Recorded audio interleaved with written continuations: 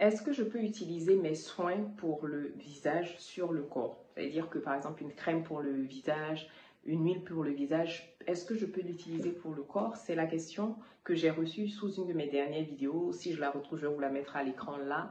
J'ai décidé de répondre en vidéo pour que ça puisse servir à tout le monde et surtout ça puisse vous donner une idée de comment est-ce que vous pouvez utiliser vos différents. Hey Maglo Mama, j'espère que tu vas bien. Si tu passes ici pour la première fois, je suis contente de t'accueillir sur cette chaîne où on parle de mindset maternel, de skincare et de glow tout simplement.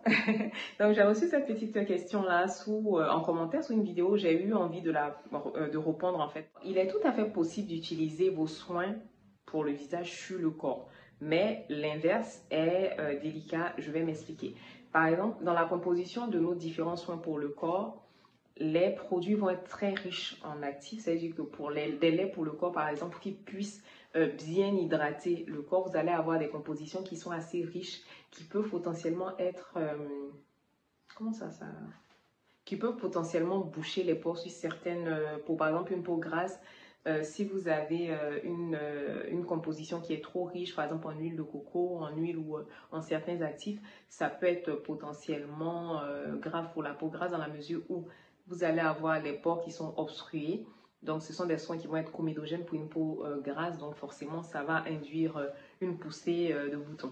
Après, le contraire est possible dans la mesure où les produits pour le visage vont être beaucoup plus light dans les compositions. Donc, vous pouvez parfaitement les utiliser pour une catégorie de soins que vous allez pouvoir utiliser sur le corps. Donc, les crèmes hydratantes conçues pour le visage peuvent être utilisées sur le corps. Optez pour une crème non comédogène par contre. Les sérums peuvent être également utilisés sur le corps. Un sérum à la vitamine C peut permettre d'uniformiser le teint. Un sérum au rétinol peut aider à traiter les vergetures, les aider à disparaître un peu.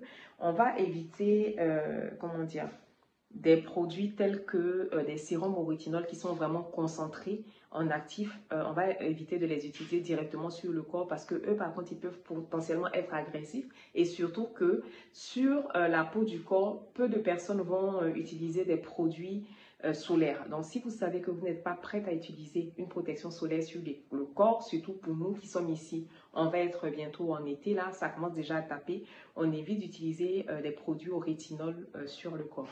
Produits que vous allez pouvoir utiliser sur une zone du corps en particulier, ce sont vos sérums. Moi, je recommande à mes clientes d'utiliser les produits qu'elles utilisent sur le corps, sur le cou et sur le décolleté, si on ne veut pas avoir de démarcation au fil des années.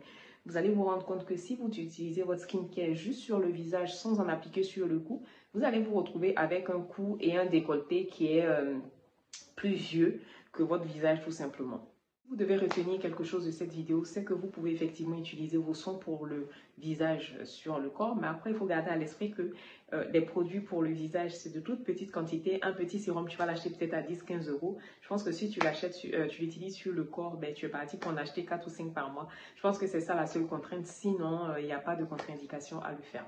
Donc je vous remercie d'avoir suivi cette petite vidéo. N'hésitez pas à vous abonner si vous avez envie d'avoir des contenus skincare, mindset et self-care. Et je vous dis à bientôt pour une nouvelle vidéo. Moi.